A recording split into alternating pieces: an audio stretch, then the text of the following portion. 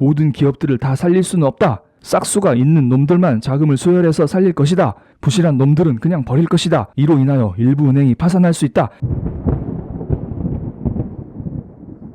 구독자 여러분, 안녕하세요. 여러분, 중국 좋아하시나요? 싫어하는 분이 많을 거라 봅니다. 그래도 우리의 이웃나라이자 우리의 최대 수출국이기 때문에 우리는 중국을 무시할 수는 없습니다. 오늘은 중국 이야기를 하겠습니다. 중국 관련 경제지표 위안화 환율은 과거 영상에서 여러 차례 말씀드렸으니 이번에는 조금만 말씀드리고 오늘은 중국은행 위주로 설명을 드리겠습니다. 최근 몇몇 분들이 댓글로 중국 지방은행이 망했다는데 이거 경제위기가 오는 게 아니냐는 문의를 주고 있습니다. 이로 인하여 경제위기가 올지 안 올지 팩트체크를 하기 위해서 이번 영상을 제작했습니다. 2019년도 들어 중국에서 부실 대출로 은행이 문을 닫는 사례가 나오고 있습니다. 아직은 지방의 작은 은행의 사례지만 중국 은행권 전체의 건전성을 의심하는 목소리가 커지고 있습니다. 은행의 파산에 대해 알아보기 전에 여러분께서 알아두셔야 할 게 있습니다. 은행은 왜 파산할까요? 어떻게 파산할까요? 여러분, 개인은 왜 파산하나요? 회사는 왜 파산하나요? 돈 때문입니다. 돈이 없으면 파산하게 됩니다. 뭐니 해도 머니가 많으면 좋습니다. 은행도 마찬가지입니다. 은행 역시 돈이 없으면 파산합니다. 아니, 돈으로 먹고 사는 은행이 어떻게 돈이 없어서 파산할 수 있을까요? 랩 좀 해봤습니다. 은행이 A라는 회사에게 100억을 빌려줬는데 A 회사가 망해서 대출금을 갚지 못하면 은행 입장에서는 100억 손해보는 것입니다. 이런 부실한 기업이 여러 개 쌓여가면 은행도 망할 수 있는 것입니다.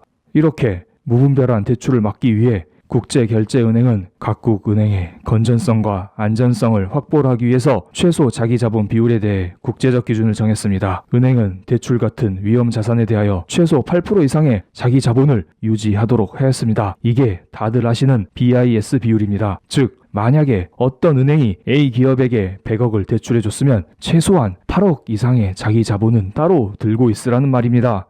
8억은 고객의 예금 혹은 은행의 초기 자본이 될 수 있겠죠. 한국의 은행들의 BIS 비율은 15% 전후를 유지하고 있고 중국의 5대 은행 역시 10% 이상의 BIS 비율을 유지하고 있습니다. 여기까지만 보면 한국의 은행이든 중국의 은행 모두 생각보다 꽤 튼튼하다는 것을 알 수 있습니다. 그렇다면 지금 중국 지방은행의 부실은 왜 나타나는 것일까요? 2019년 5월 20년 만에 중국 지방은행이 파산하는 사태가 발생했습니다. 바오상은행은 대주주가 불법으로 대량의 대출을 시행하면서 위기가 발생했습니다. 이에 당국은 바오상은행 운영을 1년 기한의 위탁 경영체제로 전환하면서 바오상은행을 국유화시켰습니다. 비단 바오상은행뿐만 아닙니다. 랴오닝성의 진저우은행, 산둥성의 헝펑은행 역시 위기가 발생하면서 국영은행으로부터 자금을 수혈받았습니다. 이건 모두 대출금을 회수하지 못하면서 벌어진 일입니다. 중국의 주요 은행은 건실하지만 지방은행은 왜 이렇게 부실할까요? 쉽게 생각해 보겠습니다. Back to the basic. 일반적으로 신용도가 높은 사람은 시중은행에서 낮은 금리로 돈을 빌릴 수 있습니다. 그런데 신용도가 낮은 사람은 시중은행에서 돈을 빌릴 수 있을까요? 못 빌립니다. 은행에서 뭘 믿고 저신용자에게 돈을 빌려주나요? 그렇다면 저신용자들은 저축은행이나 지방은행에 가서 돈을 빌릴 수밖에 없습니다. 기업 입장에서도 마찬가지입니다. 저신용 등급을 지닌 회사는 시중은행이 아닌 지방은행으로부터 돈을 빌릴 수밖에 없습니다. 그런데 여기에서 문제가 하나 둘씩 원투 발생합니다. 중국 하면 떠오르는 게 뭐가 있을까요? 팬더? 탕웨이? 아닙니다. 여러분, 투자자 입장에서 생각하셔야 합니다. 실은 제가 떠올린 것들을 나열해봤습니다. 반성하겠습니다. 중국 하면 과도한 부채가 떠오르죠. 중국의 부채는 GDP의 300%를 넘어선 상황입니다. 그래서 이런 부채를 정부가 어떻게 관리해 나갈 것인가가 주요한 관심사입니다. 그래서 중국 정부는 2016년도부터 디레버리징 정책, 부채 축소 정책을 펼쳤습니다. 인프라 사업을 축소하고 기업들로 하여금 신규 대출을 받지 못하게 했습니다. 갑작스러운 부채 관리로 인하여 시중 유동성이 줄어들기 시작했고 갑자기 경기가 둔화되기 시작했습니다. 게다가 여기에 2018년도 미중 무역 전쟁까지 발발하면서 중국 경제는 더더욱 어려워지게 됐습니다. 엎친 데 덮친 격이죠. 경제가 어려워지면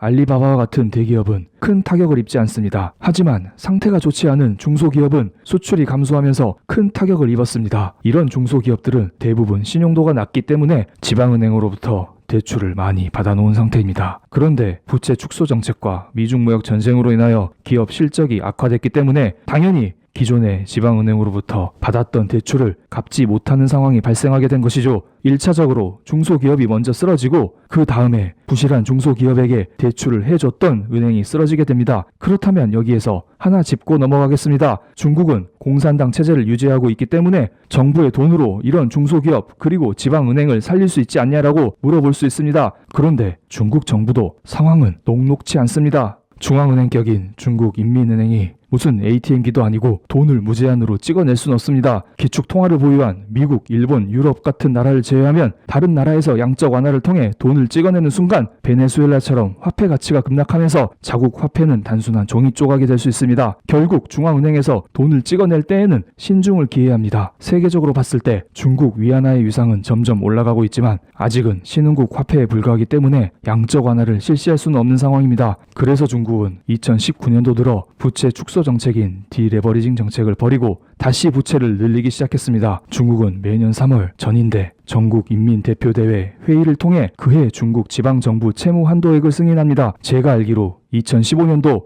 지방정부 채무 한도액이 15조 위안 정도였는데 이번 19년도 채무 한도액은 24조 위안이라고 합니다. 지방정부와 채무 한도액이라 조금 생소하죠. 안 그래도 중국의 부채 문제가 심각하기 때문에 지방정부가 돈을 빌릴 수 있는 한도를 설정해 두는 것입니다. 그리고 지방정부는 채무 한도 내에서 은행으로부터 돈을 빌리거나 채권을 발행해서 자금을 조달하게 됩니다. 이렇게 확보한 자금으로 인프라 투자를 하면서 경기를 부양하는 것이죠. 그렇게 되면 부실한 중소기업들이 인프라 투자 혹은 이에 파생되는 사업을 영위하면서 살아날 수 있는 것입니다. 그런데 2019년도 지방 채무 한도액을 9월에 이미 다 소진했다고 합니다. 미중 무역 전쟁으로 인하여 경기가 급속도로 안 좋아지자 지방 정부에서 무리하게 돈을 끌어다 쓴 것입니다. 이렇게 투자를 많이 했음에도 불구하고 중국의 산업 생산 증가율 그리고 GDP 증가율 같은 여러 경제 지표는 하향세를 그리고 있습니다. 산업 생산 증가율은 큰 폭으로 감소하여 지금은 4%대를 유지하고 있고 GDP 증가율 역시 점점 하락하면서 2020년도에는 5.8% 증가를 보여줄 거라는 예상이 들려오고 있습니다. 이제 6% 성장, 바오류는 깨졌다고 보는 게 맞습니다. 게다가 여기에 중국인민은행이 팀키를 합니다. 중국인민은행은 한국으로 따지면 한국은행 같은 존재입니다. 보통 중앙은행은 자기 나라 경제가 좋지 않다고 말을 잘 하지 않습니다. 하지만 중국인민은행은 아주 자신감 있게 우리 힘들어, 경기 회복은 어려워 라고 인정을 합니다. 대단합니다. 도대체 무슨 말을 했을까요? 11월 25일에 공개된 금융안전보고서의 일부 내용을 발췌해서 읽어드리겠습니다. 보고서에 따르면 중국의 4,375개에 이르는 금융회사 가운데 586개가 고위험 등급을 받았다고 합니다. 이는 대부분 지방 도시와 농촌에 있는 중소은행입니다. 영상 초반에 말씀드렸던 바오상은행 같은 경우죠. 이와 관련하여 한국은행에서도 중국에 대한 보고서를 내놨습니다. 중국 도시와 농촌 상업은행을 중심으로 부실 채권 비율이 증가하는 추세라고 합니다. 하지만 은행업 전체에서 중소은행의 비중이 크지 않고 중국의 충분한 통제 능력을 고려하면 일부 중소은행의 부실화가 발생했더라도 실물 경제의 충격은 크지 않을 것이라고 평가했습니다. 다시 중국의 금융안전보고서로 돌아가 보겠습니다. 보고서의 나머지 부분은 연합뉴스에서 정리한 자료를 올려드리겠습니다. 중국인민은행은 오랫동안 쌓인 문제점이 드러나 금융 위험이 높지만 금융 리스크가 조금씩 통제되고 있다면서도 경기 하방 압력이 커져 잠재적 리스크를 단시간에 해결하기는 어려울 것이라고 말했습니다. 마지막으로 기업 디폴트에 대한 이야기도 했습니다. 기업의 디폴트가 이어질 것이라며 이런 사태가 금융 시스템 전체의 부실화로 이어지지 않도록 해야 한다고 강조했습니다. 무슨 말이냐면 중국인민은행도 자금이 충분하지 않으니 모든 기업들을 다 살릴 수는 없다. 싹수가 있는 놈들만 자금을 수혈해서 살릴 것이다. 부실한 놈들은 그냥 버릴 것이다. 이로 인하여 일부 은행이 파산할 수 있다. 하지만 이것이 경제 위기로 이어지게 하지는 않을 것이다. 이런 식으로 유추할 수 있겠네요. 물론 경제 위기가 올지 안 올지 그때 가봐야 알겠죠. 실제로 올해 들어 기업들의 회사채 디폴트는 급증하는 추세입니다. 조사업체 윈드에 따르면 지난해 125건의 회사채 부도 발생 건수가 올해 11월 기준으로 148건으로 늘어났다고 합니다. 미중 무역 전쟁으로 인하여 중국 정부도 망해가는 기업들을 모두 살릴 수는 없습니다. 예를 들어보겠습니다. LCD 기판 제작 회사인 동시그룹은 두 차례 회사채 디폴트 이후 지방 정부의 자금을 수혈받아 기적적으로 살아났고 철강업체 시황그룹, 섬유 대기업인 산둥 루이커지 모두 지방 정부의 자금을 수혈받아 살아났습니다.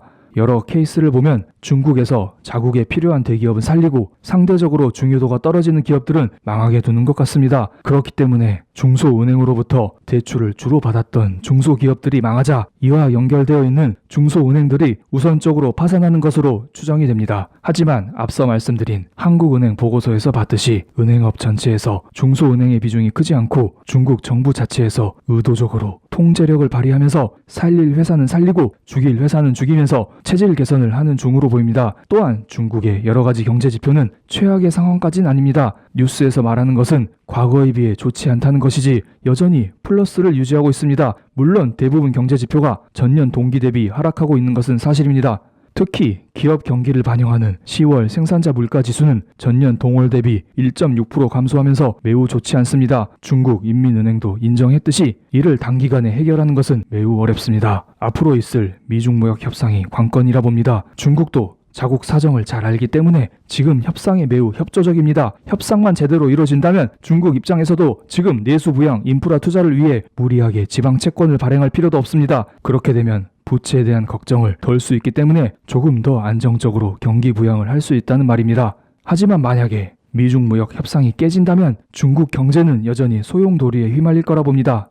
그때가 되면 중국의 금리도 제로 금리로 내려가면서 지금의 유럽처럼 되지 않을까요? 지금 상태만 보면 미중 무역 협상이 최종 타결될 것이다 아니면 파토날 것이다 제가 확실히 말씀드리기는 어렵습니다. 하지만 중국뿐만 아니라 미국도 상황은 크게 좋지 않기 때문에 협상 과정에서 잡음은 발생하겠지만 부분적으로 타결이 이루어지지 않을까 하는 생각이 듭니다. 중국 입장에서도 무역 협상에 대해 낙관할 수는 없습니다. 그래서 자체적으로 경기 부양에 대한 노력을 이어가고 있습니다. 현재 미중 무역 전쟁에 대비하여 기준금리 역할을 하고 있는 대출 우대금리 역시 조금씩 내리는 중입니다. 상황이 어찌됐든 중국 경제는 연착륙하면서 중국 역시 연착륙이 확인되면 회복세를 보일 거라 봅니다. 혹시나 연착륙에 실패한다면 중국과 한국은 세트로 망하게 되겠죠. 저는 시장을 긍정적으로 보는 편이기 때문에 어느 정도 연착륙에 성공할 거라 봅니다. 이상입니다. 시간이 부족한 관계로 갑작스럽게 마무리한 점 죄송합니다. 오늘도 시청해주셔서 감사합니다. 중국 경제는 시간이 되면 다시 말씀드리겠습니다. 할 말은 매우 많습니다. 제 별명이 투머치 토커입니다.